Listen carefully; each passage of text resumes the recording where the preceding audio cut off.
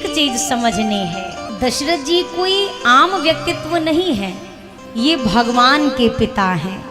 लेकिन फिर भी जब इस संसार में एक लीला का विधान बना तो दशरथ जी को भी ऐसी लीला का पात्र मिला है जैसे कोई साधारण मनुष्य। दशरथ जी विकल अवस्था में प्राण को त्याग रहे हैं और सबसे आश्चर्य की बात देखिए, यहाँ हम आप सोचते हैं जीवन में भगवान एक बेटा दे दे तो हमारा उद्धार हो जाए। दशरथ जी की लीला क्या कहती है, 4 पुत्र भी अगर हों होगा वही जो विधि का विधान बन रखा है।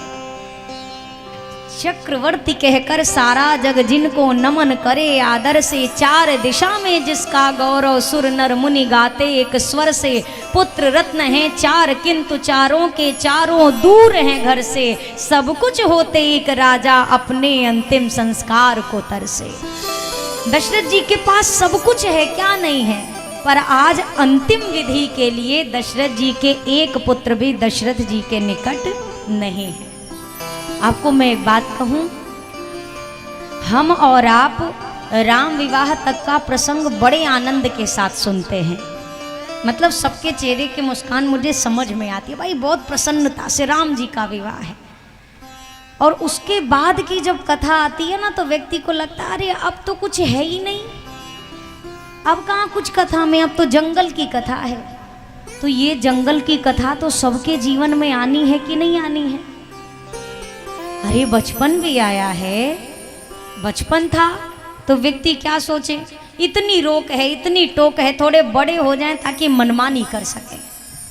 तो व्यक्ति उस समय क्या होना चाहता है, बड़ा होना चाहता है, युवा होना चाहता है। अच्छा जब युवा अवस्था आ गई अब क्या होता है, युवानी के बाद जवानी के बाद कौन सी चीज आएगी, कौन सी अवस्था आएगी, बुढ़ापा।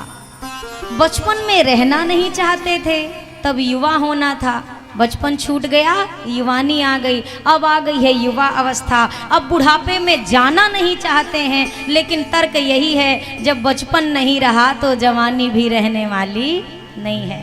फिर आदमी बूढ़ा भी हो जाता है तो बूढ़ा होने के बाद फिर कौन सी अंतिम स्थिति आती है, मरने की। अब आदमी बूढ़ा भी हो जाता है तो सोचता है भले बूढ़े हो गए मरे नहीं। तो जब बचपन नहीं रहा, जवानी नहीं रही, बुढ़ापा नहीं रहा तो ये जिंदगी भी रहने वाली। एक चीज बताइएगा, चलने में आराम है आपको, मतलब दौड़ने में आराम है कि चलने में आराम, किस में मिलेगा, भाग भाग के चलेंगे उसमें आपको आराम है कि चलने में साधारण, थोड़ा जोर से बोलिए, चलने में आराम है ना। अच्छा चलने में आराम है कि बैठने में आराम है, कहिए कहिए, बैठने में आराम है कि लेटने में आराम है, लेटने में आराम है, लेटने में आराम है कि सोने में आराम है, सोने में आराम है कि मरने में आराम है।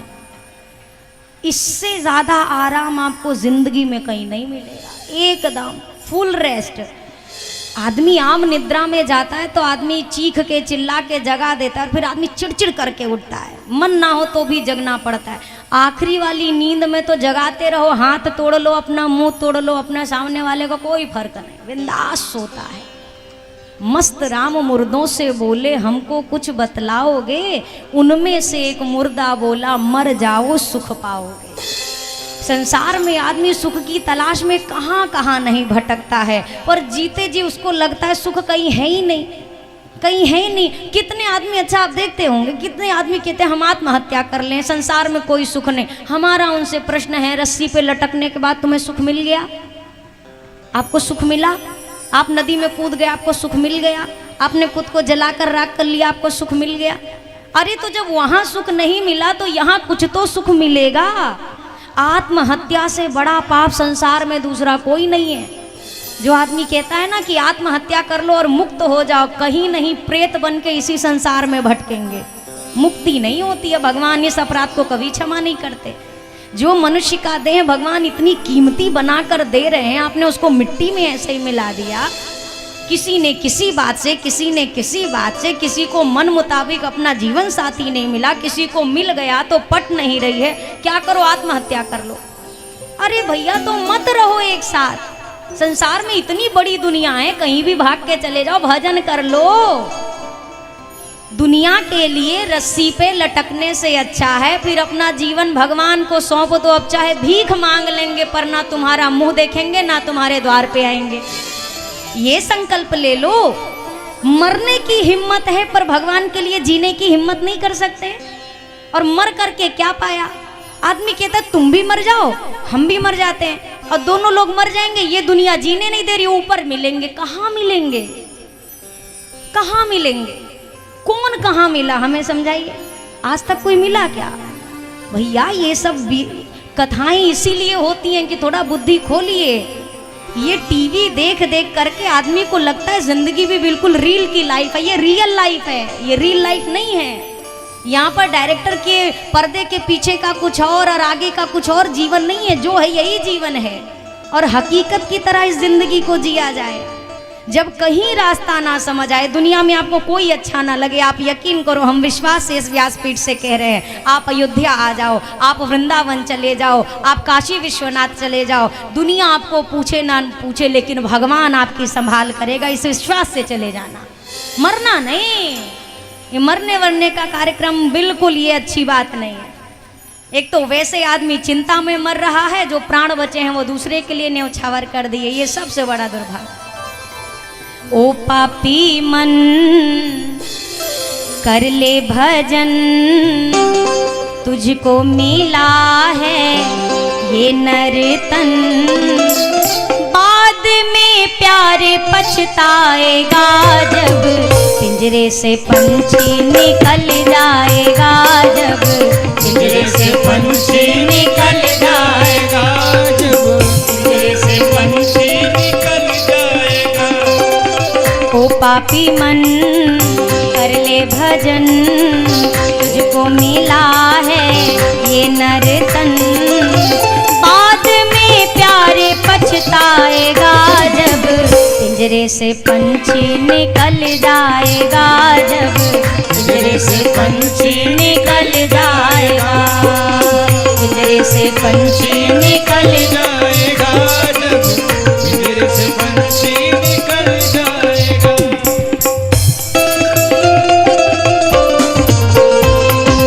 बोलिए सियावर रामचंद्र की।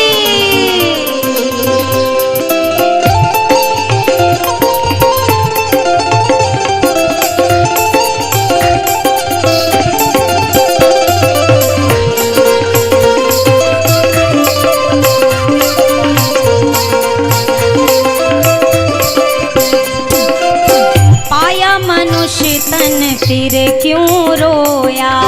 पाया मनुष्य तन फिर क्यों रोया? मोह माया के मद में खोया। मोह माया के मद में खोया। मोह माया के मद में खोया। मोह माया के मद में खोया। सुंदर जीवन दिया है उसने प्रभु के गुण तू गाए जा। सुंदर जीवन दिया है उसने प्रभु के गुण तू गाए जा। जैसा कर्म किया है जिसने वैसा ही फल पाएगा। जैसा कर्म किया है जिसने वैसा ही फल पाएगा। बाद में प्यारे पछताएगा जब पिंजरे से पंछी निकल जाएगा। जब पिंजरे से पंछी निकल जाएगा। जब पिंजरे से पंछी निकल जाएगा।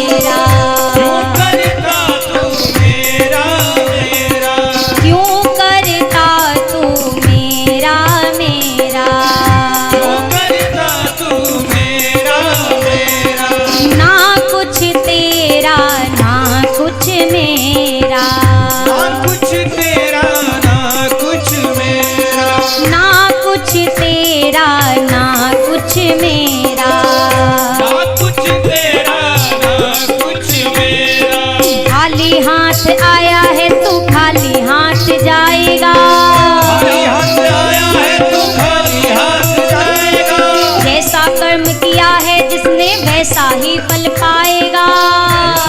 किया है जिसने वैसा ही फल पाएगा। बाद में प्यारे पछताएगा जब पिंजरे से पंछी निकल जाएगा।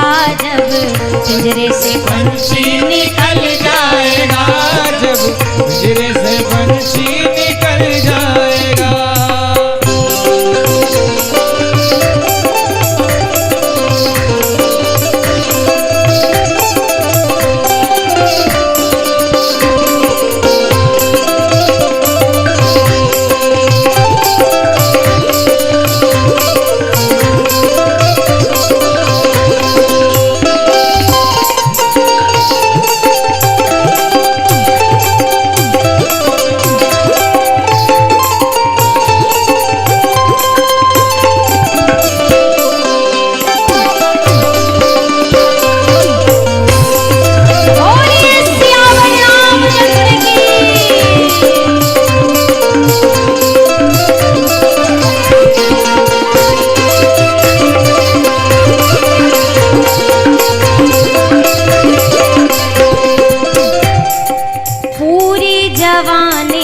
मस्ती में खोया, पूरी जवानी तो मस्ती में खोया, पूरी जवानी तो मस्ती में खोया, पूरी जवानी तो मस्ती में खोया।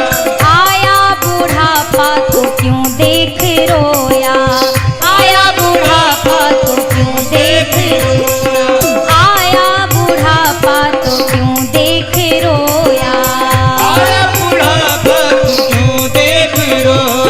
प्रभु की नजर से तो बच नहीं पाएगा, नजर से तू बच नहीं पाएगा। ऐसा कर्म किया है जिसने वैसा ही फल पाएगा, ऐसा कर्म किया है जिसने वैसा ही फल पाएगा। बाद में प्यारे पछताएगा जब पिंजरे से पंछी निकल जाएगा, जब पिंजरे से पंछी निकल जाएगा, जब पिंजरे से पंछी निकल जाएगा।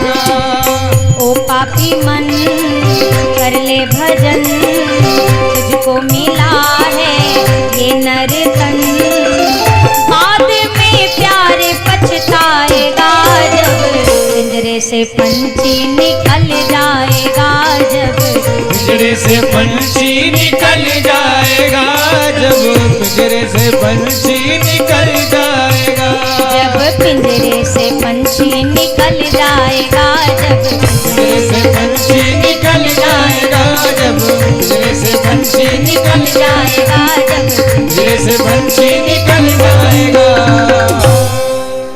अरे पिंजरे से पंछी निकल जाएगा, जब पिंजरे से पंछी निकल जाएगा। न चंचल सदा जिंदगानी रहेगी, ना राजा रहा है ना रानी रहेगी। ये सिगरेट चिल्मे तमाशा व फिल्में, ना यारों की महफिल सुहानी रहेगी, ना कमलों पे हरदम मंडराएंगे भंवरे, ना फूलों की बुलबुल दीवानी रहेगी। बुढ़ापा जो आया कदम लड़खड़ाए, तो खड़ी कब तक बिल्डिंग पुरानी रहेगी। आपने देखा होगा जब कोई बिल्डिंग बहुत खंडहर हो जाती है ना, तो सरकार उसके आगे नोटिस बोर्ड लगा देती है, इसके अंदर रहना, इसके आसपास खड़े होना, दुकान लगाना सख्त मना है। काहू दिन ढह गई तो ये तो जाएगी, तुमको अपने संगे लेके जाएगी। जब ये बिल्डिंग भी पुरानी हो जाती है ना, तो कोई नोटिस बोर्ड नहीं लगाना पड़ता, दुनिया अपने आप किनारा कर लेती है कि कब ये गिरेगी और अपने चपेटे में हमको भी लेके चली जाएगी। देखो भैया, बुढ़ापा एक बड़ी विचित्र सी चीज़ है, बहुत विचित्र चीज़ है। बुढ़ापा ऐसी घड़ी है कि दुनिया का आईना दिखा के रख देती है। सारी दुनिया के असली चेहरे हमारे बुढ़ापे में हमारे सामने आ जाते हैं। जो जितना खास था भैया, अब को बुलवाया भरत जी को। वहाँ ननिहाल में अपशगुन हो रहे थे, बुरे बुरे स्वप्न आते थे, बुरे बुरे ख्याल आते थे। तो संतों को बुलाएं, ब्राह्मणों को बुलाएं, अपना स्वप्न सुनाएं। अब इसके लिए मैं क्या उपाय करूं? जो भी ब्राह्मण जन बताते थे भरत जी वो सारे उपाय करते थे। लेकिन फिर भी वो कुस्वप्न आना बंद नहीं हुए। भरत जी ने फिर बुलाया कि इतनी पूजा, इतने सारे वैदिक नियम, जो भी आपने कहा मैंने किया, फिर भी मेरे कुस्वप्न नहीं बंद हो रहे। विप्रो ने कहा, हे भरतलाल जी, जो प्रारब्ध बन चुका है उसमें हेर फेर होने वाली नहीं है। भरतलाल जी ने कहा, तो फिर ये जो पूजा पाठ विधियां नियम संकल्प हुए, इसका क्या फिर फल मिलेगा? अब ये बात केवल भरत जी के प्रसंग की नहीं, ये बात हमको आपको भी समझनी है। कई बार घर में कोई परेशानी आती है तो हम पूजा पाठ का आसरा लेते हैं। कोई कहता है भैया ये अनुष्ठान करा लो, भैया ये हवन करा लो, और उसके बाद भी अगर वो परेशानी नहीं हल होती है तो हमारा मन फिर कैसा होता है, अरे फिर क्या फायदा ये करने से। अब समझिएगा, मान लीजिए एक रास्ता है, उस रास्ते में एक बड़ा सा गड्ढा है, बड़ा सा गड्ढा, और एक ही रास्ता है, जाना आपको इसी रास्ते से है। अब आप जा रहे हैं, अचानक गड्ढे में गिर जाएं तो चोट लगेगी कि नहीं लगेगी? लेकिन आप जा रहे हैं और आपके हाथ में एक टॉर्च है। अब रास्ता तो नहीं बदल सकते, पर टॉर्च है आपके हाथ में। अब टॉर्च से देखते देखते जब आप गड्ढे में गिरेंगे, क्योंकि रास्ता नहीं बदला जा सकता, वही है, तो अब आप संभलेंगे कि नहीं संभलेंगे? क्या उतनी चोट आपको लगेगी जितनी चोट अचानक आपको लगती? अब आपको संभलने का और उसके बाद उस प्रकाश के माध्यम से बाहर निकलने का भी मार्ग आप ढूंढ सकते हैं कि नहीं ढूंढ सकते? अब हमारी जीवन में जब परेशानी आए, हम पूजा पाठ का आश्रय लें और फिर भी समस्या ना समाधान में हो, तो ऐसा नहीं कि वो पूजा पाठ व्यर्थ चला गया, नहीं। ये पूजा पाठ आपको उस समस्या से लड़ने की शक्ति प्रदान करेगा। ये पूजा पाठ आपको उस दुख को सहने की हिम्मत प्रदान करेगा। उस दुख के आने के बाद भी आप टूटेंगे नहीं, आप डिप्रेशन में नहीं चले जाएंगे, आप बिल्कुल समाप्त नहीं हो जाएंगे। आपके अंदर आत्मबल जो है, ये आत्मबल आपकी पूजा, आपकी ये विधियां आपको प्रदान करेंगे। अब अगर किसी के मरने का समय सुनिश्चित है तो ये बात कटने वाली नहीं है। ये तो होगा, जो प्रारब्ध है वो होना ही होना है। बस ये है, उस प्रारब्ध से सामना करने की आपको शक्ति मिलती है इस पूजा पाठ और संकल्प इत्यादि से। भरत जी को ज्यों गुरुदेव की पत्रिका मिली, तुरंत भरत जी आए और सबसे पहले कहाँ गए? तो कैकेयी माँ के भवन में। युग बीत गए भैया, युग बीत गए। ये हम त्रेता युग की चर्चा कर रहे हैं, उसके बाद पूरा द्वापर बीता है और हम कलयुग के ये लगभग 5000 से अधिक वर्ष में जी रहे हैं। इतने युग के बाद भी आज तक संसार में किसी भी सनातनी ने अपनी बहन या बेटी का नाम कैकेयी नहीं रखा, नहीं रखा। क्यों नहीं रखा? जरा विचार करिए। कैकेयी मैया क्या कोई आम है क्या? क्या आप क्या समझते हैं? कोई साधारण व्यक्तित्व है कैकेयी मैया? नहीं। सरकार ने, मेरे राम जी ने सबसे कठिन सेवा मानस जी में कैकेयी जी को दी है। प्रेम करने की सेवा तो सबको मिली है, सब कर रहे हैं, पर राम जी के लिए अपयश पीने की क्षमता कौन करे? समुद्र मंथन हुआ, अमृत के लिए सारे देवता भी लड़े और राक्षस भी लड़े। जितने अमृत पाए वो देव रह गए, पर जिसने विष पिया वो महादेव बन गया। वो देवादिदेव महादेव बन गए। सबसे पहले जब समुद्र मंथन हुआ तो पहली चीज क्या निकली थी 14 रत्नों में? सबसे पहले क्या निकला? तो जहर, हलाहल विष। अब सारे देवताओं को अमृत तो चाहिए, असुरों को भी अमृत चाहिए। जो विष निकला ये कहाँ जाएगा? तो सारे देवता सीधा लेकर के पहुंच गए बाबा के पास। अब बाबा के पास जाकर ये नहीं कह रहे कि जगत पर संकट है, पी लो। बहुत चतुर हैं। क्या कहते हैं? महादेव आप हम सब में सबसे श्रेष्ठ हैं, हमने सोचा पहला प्रसाद तो बड़े को भोग लगाना चाहिए। तो बाबा स्वीकार करो। बाबा को भी भाई जग कल्याण करना है। बाबा ने विष को पी लिया। अच्छा, विष पिए तो क्या हुआ? एक बूंद जहर, एक बूंद, ज्यादा नहीं, एक बूंद जहर केवल जीभ पे आदमी रख ले तो मर जाता है। बाबा ने हलाहल कालकूट पिया और बाबा के कंठ में ही वो विराजमान हो गया। किसी ने पूछा, महादेव आपको विष पीने से कष्ट नहीं हुआ, कष्ट नहीं मिला? बाबा ने कहा काहे का कष्ट? मेरे कंठ में विष था, मेरे जिह्वा पर और मेरे हृदय में राम थे। जब विष और राम आपस में मिल गए तो शंकर को विश्राम मिल गया, मुझे विश्राम मिल गया। कष्ट की अनुभूति वहां हो जहां भगवान ना हो, जहां भगवान विराजमान है वहां कैसा कष्ट? तो महादेव का जीवन देखो, हमारे 33 कोटि देवी देवताओं में ऐसा कोई नहीं है जिसके पूरे परिवार की पूजा हो। केवल महादेव का घर परिवार ऐसा जहां पूरे खानदान की पूजा है। मैया की पूजा, महादेव की पूजा, गणेश जी की पूजा, कार्तिकेय स्वामी की दक्षिण भारत में पूरा उनकी पूजा, वो तो छोड़ दीजिए, बाबा के गाड़ी घोड़ा तक की पूजा है। नंदी की पूजा, गले में बैठे सर्प की पूजा, मैया के सिंह की पूजा, गणेश जी के मूषक की भी पूजा, कार्तिकेय जी के साथ मयूर की पूजा, बाबा के मस्तक पर विराजमान चंद्रमा की पूजा, बाबा के जटा में विराजी गंगा मैया की पूजा। आप एक चीज बताओ जिसकी पूजा ना हो रही?